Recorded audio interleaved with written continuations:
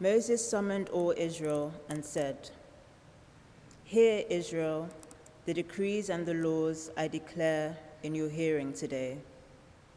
Learn them and be sure to follow them. The Lord our God made a covenant with us at Horeb. It was not with our ancestors that the Lord made this covenant, but with us, with all of us who are alive here today. The Lord spoke to you face to face out of the fire on the mountain. At that time I stood between the Lord and you to declare to you the word of the Lord, because you were afraid of the fire and did not go up the mountain." And he said, "I am the Lord your God, who brought you out of Egypt, out of the land of slavery. You shall have no other gods before me. You shall not make for yourself an image in the form of anything in heaven above, or on the earth beneath, or in the waters below. You shall not bow down to them or worship them, for I, the Lord your God, am a jealous God, punishing the children for the sin of the parents to the third and fourth generation of those who hate me, but showing love to 1,000 generations of those who love me and keep my commandments. You shall not misuse the name of the Lord your God, for the Lord will not hold anyone guiltless who misuses his name. Observe the Sabbath day by keeping it holy, as the Lord your God has commanded you. 6 days you shall labor and do all your work, but the seventh day is a Sabbath to the Lord your God. On it you shall not do any work, neither you nor your son or daughter, nor your male or female servant, nor your ox, your donkey, or any of your animals, nor any foreigner residing in your towns, so that your male and female servants may rest as you do. Remember that you were slaves in Egypt, and that the Lord your God brought you out of there with a mighty hand and an outstretched arm. Therefore, the Lord your God has commanded you to observe the Sabbath day. Honor your father and your mother, as the Lord your God has commanded you, so that you may live long, and that you may go well, and that it may go well with you in the land the Lord your God is giving you. You shall not murder. You shall not commit adultery. You shall not steal. You shall not give false testimony against your neighbor. You shall not covet your neighbor's wife. You shall not set your desire on your neighbor's house or land, his male or female servant, his ox or donkey, or anything that belongs to your neighbor. These are the commandments the Lord proclaimed in a loud voice to your whole assembly there on the mountain from out of the fire, the cloud, and the deep darkness. And he added nothing more. Then he wrote them on 2 stone tablets and gave them to me. This is the word of the Lord. I got one of these as one of my presents, and over the years I've been quite guilty of just sort of pressing all the buttons first before reading the instructions. And I guess it serves me right, because this one, I look for the instructions. There's 3 different books of sort of safety stuff inside, but there aren't any instructions. You just need to look online. And I have pressed all the buttons now, and I've kind of worked it out a bit. I've managed to cook chips in it, but there's all these lights on the front, there's all these sort of pictures of different things that it does, and I know it does lots more than I've been able to work out myself, but I can't figure out what that is without reading the instructions and understanding them and then putting them into practice. What we've just read, what we have in the Bible, is is more than the Maker's instructions, but not less than the Maker's instructions.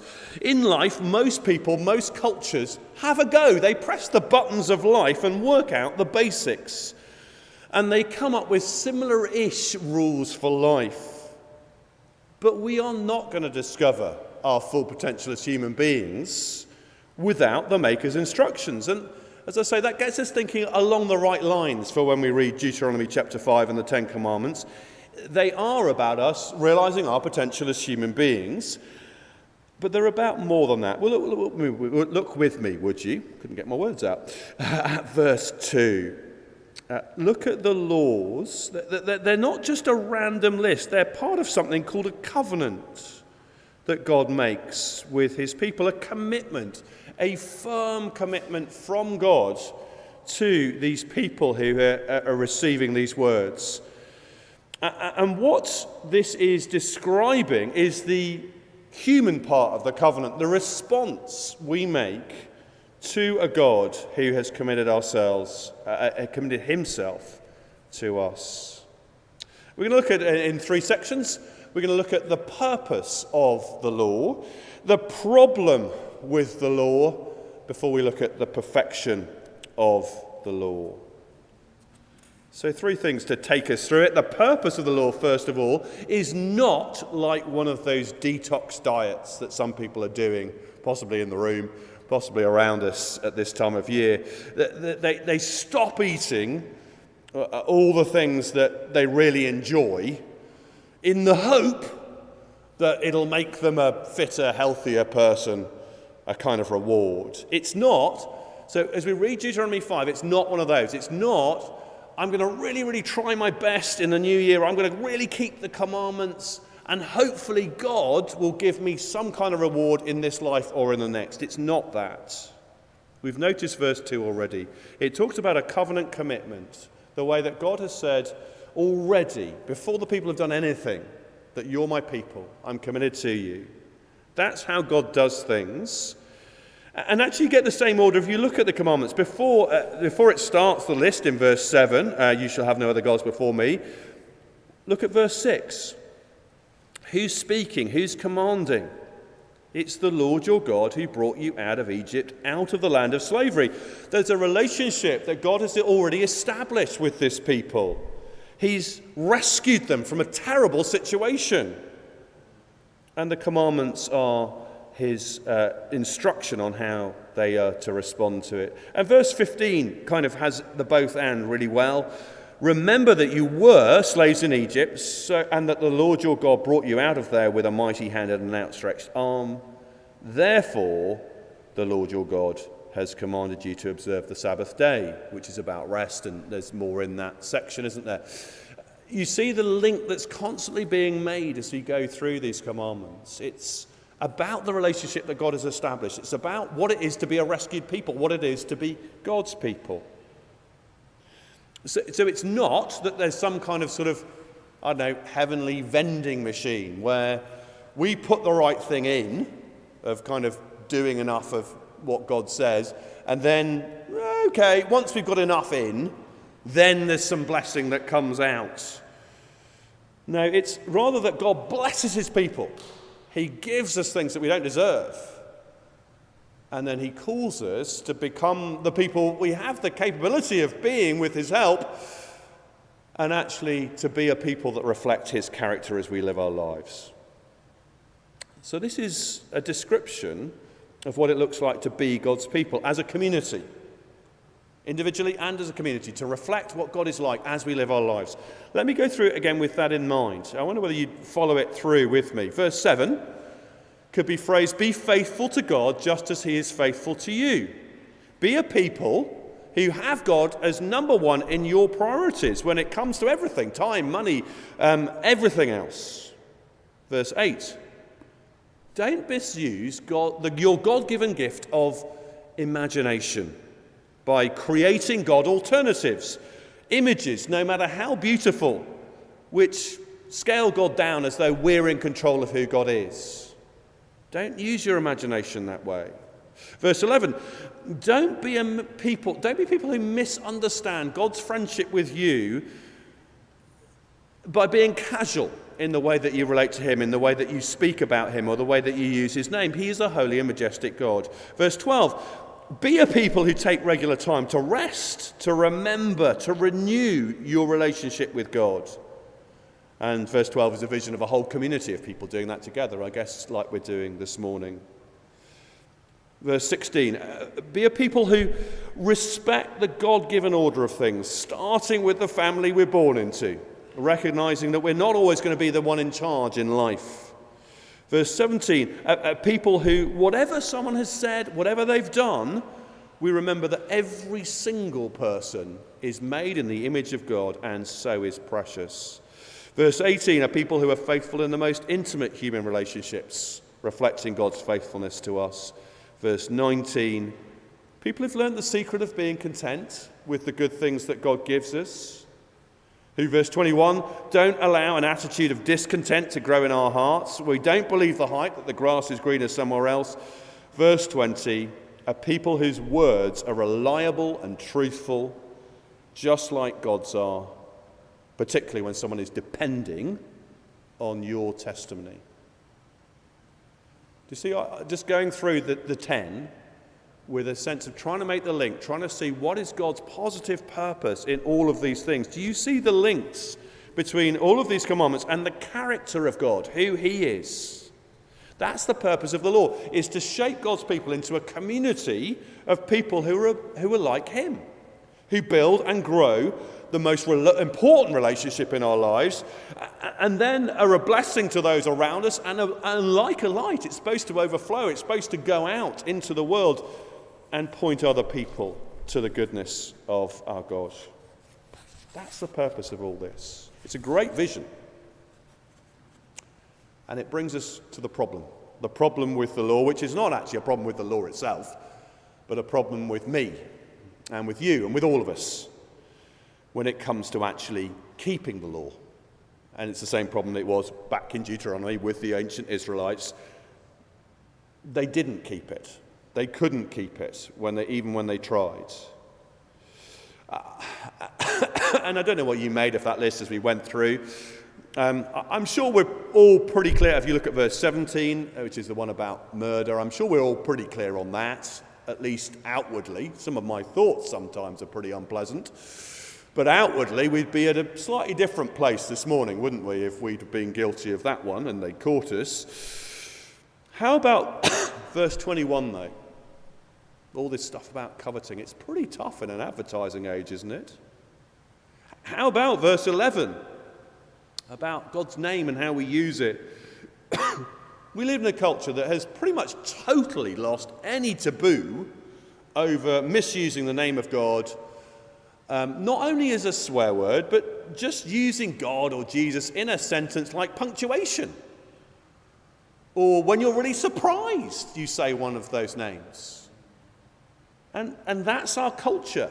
How about you and me? Are we transformed by a knowledge of God to be different from our culture? What New Year's resolutions actually show every year, if we make them, if we make New Year's resolution, it shows us that it's actually really difficult to change. It's really difficult for me or for you to live with our own resolutions, with our own rules, when we really trying our hardest, even then. So how much more are we going to find it a challenge to change to be totally in line with what God says?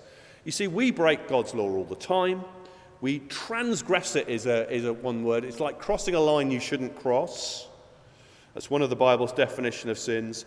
And another one, it's if you ever go up Highlever Road and there's a little long driveway down to the bowling club up there, and if you watch it on telly, actually bowls, can't you?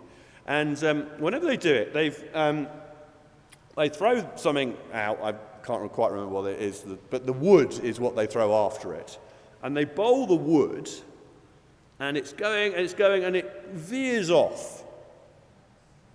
And that's another picture of what you're like and I'm like. And then we veer off. We're going in the right direction. And then, now, a bowling wood is made to do that. You and I are not. You and I are made to run true. to reflect God's character as we live our lives. And yet, over and over again, we veer off. And that's the problem with the law. It's not the law itself, it's us. We can't keep it. We veer off into sin. Before we look at any solution, and we're going to get there, let's see how big the problem is. It depends on how God views sin, doesn't it? How he views what we're like. Did you notice verse 9? I, the Lord your God, am a jealous God, punishing the children for the sin of their parents to the third and fourth generation of those who hate me.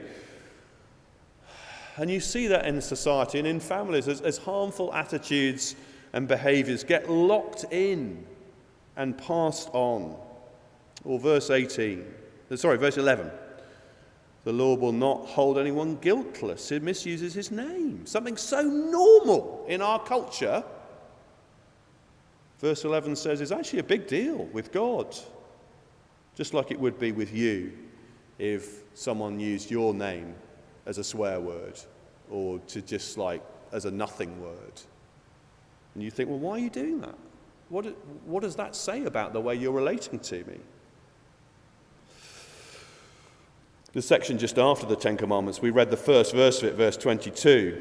It reminds the Israelites of when God gave the this law, he gave them basically some sort of extraordinary special effects, which symbolize what it is when he draws close.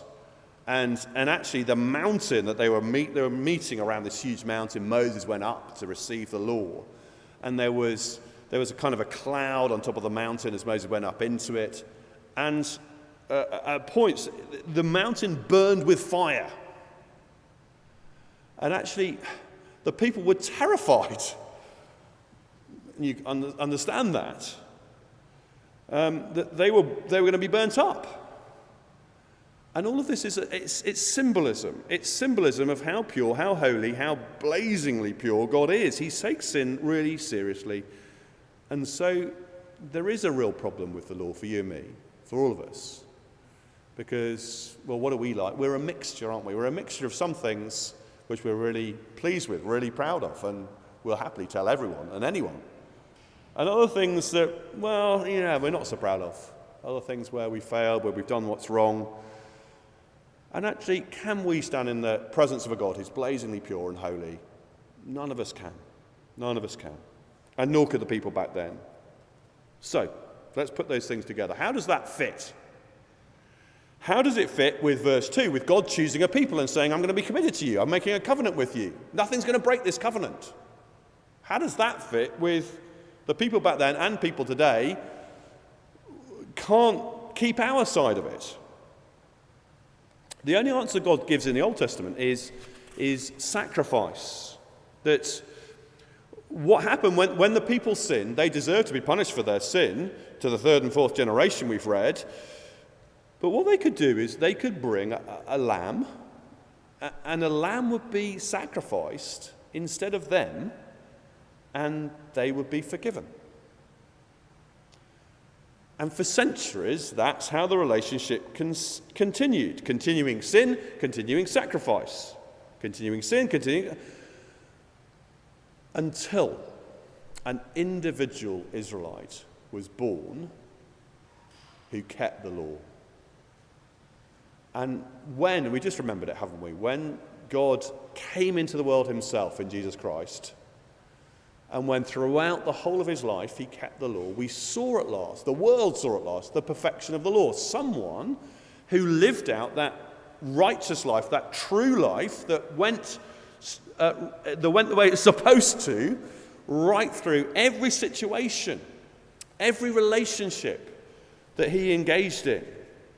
Fulfilling his potential as a human being, fulfilling God's purpose that there would be people on earth who reflected his character, like alike to everyone else. And that's who Jesus was. When God came into the world, he sent his own son.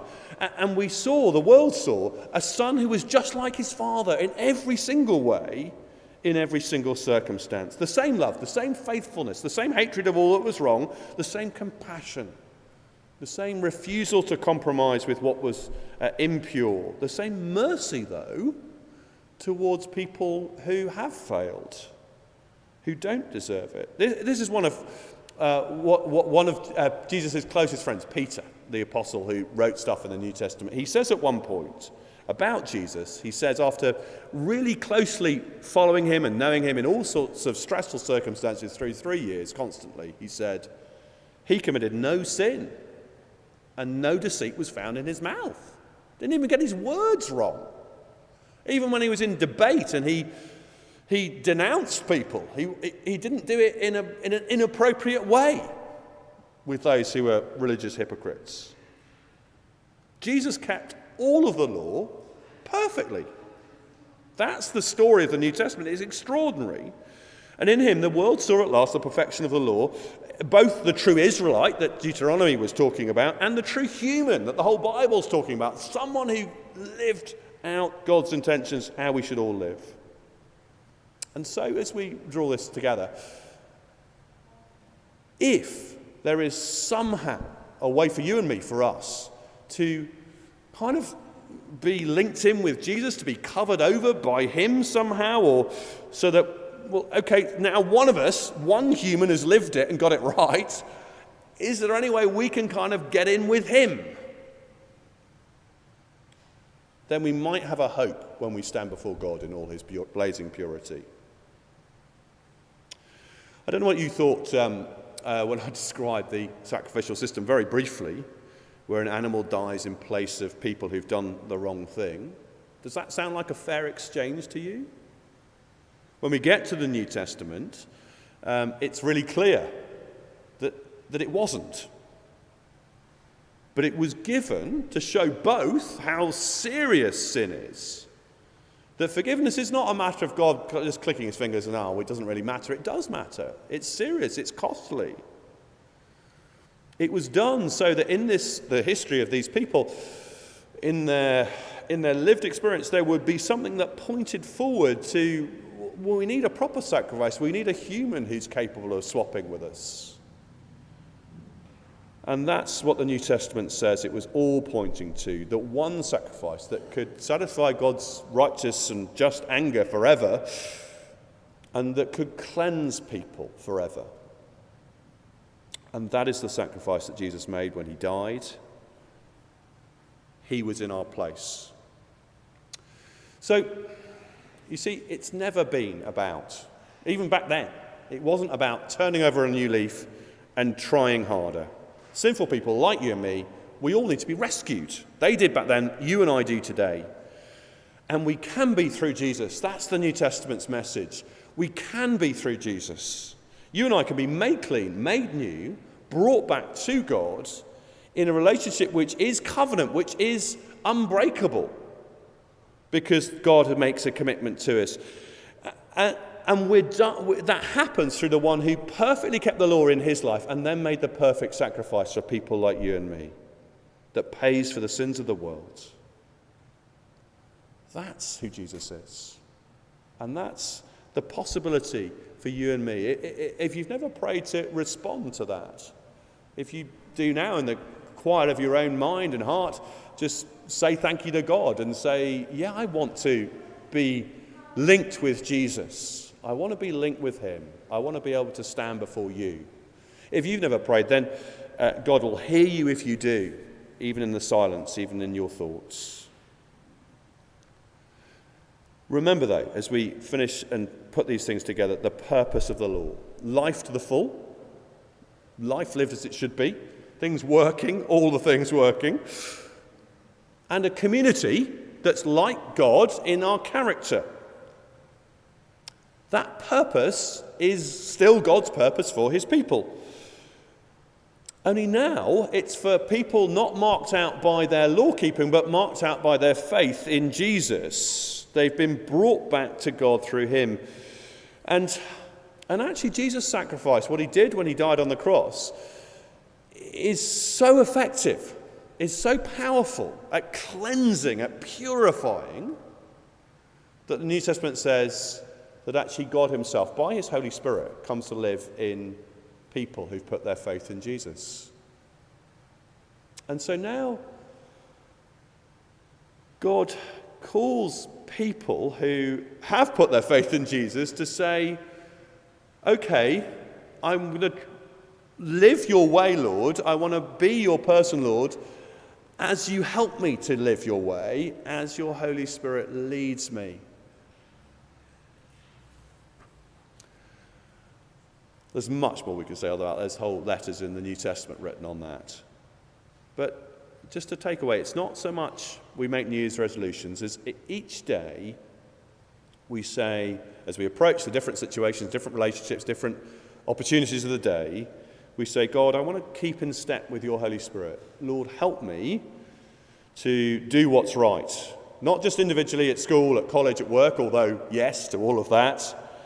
Also, when we come together as a community, to be a people, a church that actually look after each other, love each other, and show that grace and kindness to one another, encourage each other, maybe gently challenging each other when there are things that you know someone and you think, gosh, there is a bit of coveting or materialism, or the way is God really number one, or are you actually allowing other things to push him out?